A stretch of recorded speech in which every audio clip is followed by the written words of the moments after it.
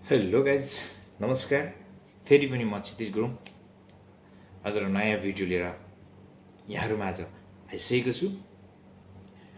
I hope तपाईँहरूले मेरो video मन पराउनुहुन्छ होला। अन्तिमसम्म हेरेर साथ दिनुहोला। मेरो च्यानलमा जो कोही पनि नयाँ यदि हुनुहुन्छ भने पक्कै पनि मेरो च्यानललाई लाइक सेयर अनि सब्सक्राइब गर्न पनि नभुल्नुहोला गाइज। यस्तो भन्दै हामी भिडियोतिर लाग्नेछौँ। नमस्ते। हेलो एन्ड नमस्ते गाइज म क्षितिज गुरुङ मेरो मिरमिर टिभी च्यानलमा स्वागत छ यहाँलाई समान छ।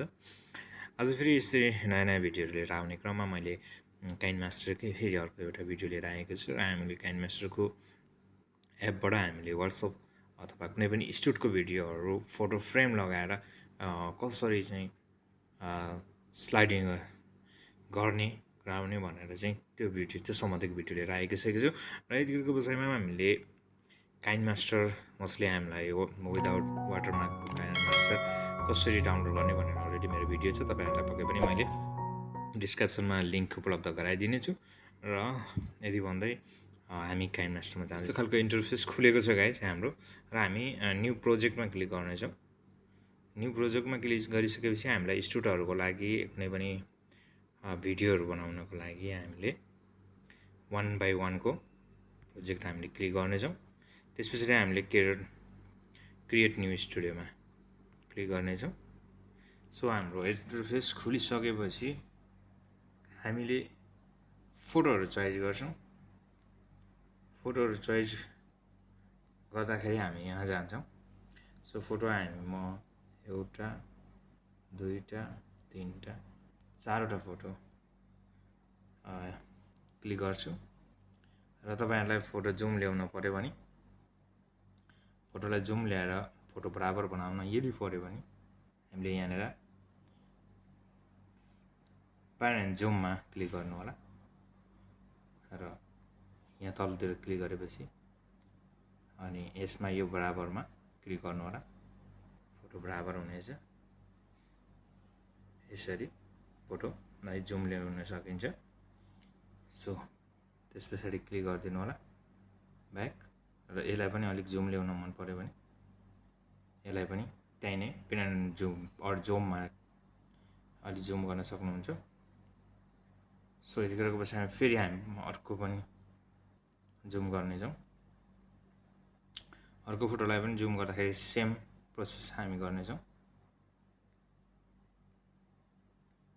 जुम गरेर बराबर राख्नेछौँ र फेरि यो अन्तिम फोटोलाई पनि हामीले सेम प्रोसेस हालेर चाहिँ हामी जुम गर्नेछौँ र यति भइसकेपछि हामी सुरुमा स्टार्टमा जानेछौँ।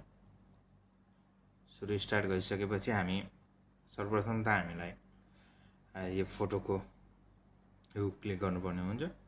त्यसको लागि हामीले फोटोमा क्लिक गर्नुपर्ने छ र त्यसपछि क्लिप ग्राफिक्समा जानु होला।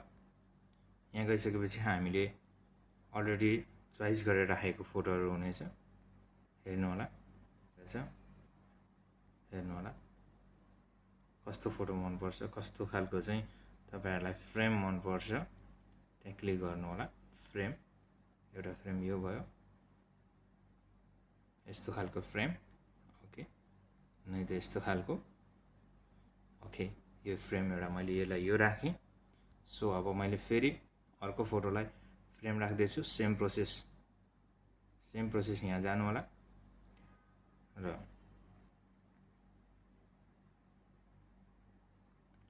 सेम प्रोसेसमा गइसकेपछि तपाईहरुलाई स्क्रल डाउन गरेर तल आउनु होला। तपाईलाई कुन मन पर्छ त्यही लगाउनु होला। यो जो यहाँ ट्याक्स आएको छ हेर्नु होला गाइस, ट्याक्स आउँछ यहाँनिर। त्यो ट्याक्समा चाहिँ हामीले यहाँनिर ट्याक्स टाइटल ट्याक्स भनेकोमा क्लिक गर्ने अनि जस्ट हामीले डट गरेर चाहिँ ओके गरिदिने। त्यो ट्याक्स हराउँछ अटोमेटिकली ओके। सो हामी फेरि अर्को फोटोलाई हामीले क्लिक गर्दैछौँ। सो अर्को फोटो सेम प्रोसेसमा जाने।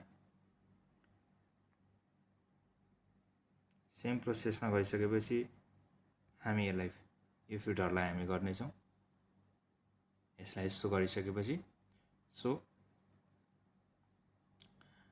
ब्याक आउँदैछौँ अनि लास्ट अन्तिम फोटोलाई हामी सेम प्रोसेस गर्छौँ। सेम प्रोसेस गरिसकेपछि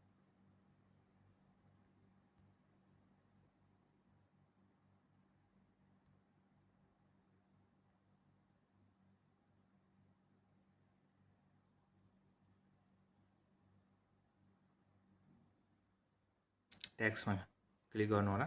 यस्तो आइसकेपछि ट्याक्समा इन्टर गर्नु होला र हामीले यस्तो इन्टरफेस भइसकेपछि यस्तो हामीले गरिसकेका छौँ र हामी प्ले गर्दैछौँ। सुरुदेखि यसरी हाम्रो स्टुड बनिँदैछ। यसरी हाम्रो रेडी भइसकेको छ। सो गाइज हामी रेडी गर्नको लागि यसलाई अब हामीले गर्नको लागि चाहिँ हामीलाई डाउनलोड यो गर्नु यदि गर्नु पऱ्यो भने हामीले यस्तो योहरू ब्याकग्राउन्ड र कभरहरू डाउनलोड गर्नु पऱ्यो भने यहाँ क्लिक गरेर चाहिँ कभर गर्न सक्नुहुनेछ। सो अब यति भइसकेपछि तपाईँलाई म्युजिक लगाउनु पऱ्यो। म्युजिक लगाउनु पऱ्यो भने यहाँ आउने रेकर्ड गरिदिने कुनै पनि म्युजिक लगाइदिन सक्नुहुन्छ।